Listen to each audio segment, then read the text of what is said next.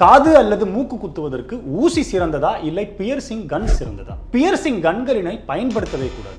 இந்த கன்னினை ஆட்டோகிளேவ் என்ற கருவிக்குள் வைத்து ஸ்டெரிலைசேஷன், அதாவது அதனுள் இருக்கும் கிருமிகளை அழிக்க முடியாது. ஏனென்றால் இது பிளாஸ்டிக்கினால் ஆனது. அந்த கருவியின் உள்ளே வைத்தால் உருகிவிடும். இந்த கன்னினை பயன்படுத்துபவர்கள் ஆன்டிசெப்டிக் திரவங்களை கொண்டுதான் சுத்தம் செய்கின்றனர். ஆனால் அவ்வாறு செய்வது கிருமிகளை முழுவதுமாக அழிக்க இயலாது. அந்த கிருமிகள் ஒருவரிடமிருந்து மற்றவருக்கு எளிதாக பரவிவிடும். ஊசியினையோ ஆட்டோகிளேவ் கருவியினுள் வைத்து கிருமிகளை முழுவதுமாக அழித்து விடலாம். ஒரு முறை பயன்படுத்திய பின் அதனை அப்புறப்படுத்திவிட்டு அடுத்தவருக்கு வேறொரு ஊசியினையும் பயன்படுத்தலாம். கன்னில் இடும் துளை வேகத்தை மையமாக கொண்டே இடப்படும். அந்த வேகத்தினால் அந்த துளையினை சுற்றி தொற்றுக்கள் ஏற்பட்டு காயம் ஆறுவதற்கு அதிக நாட்கள் எடுக்கும். ஆனால் ஊசியினை கொண்டு துளையிடும் பொழுது அந்த ஊசி மெதுவாகவும் மென்மையாகவும் உள்ளே இறங்குவதனால் கன்னினை காட்டிலும் ஊசியை சிறந்தது. நன்றி.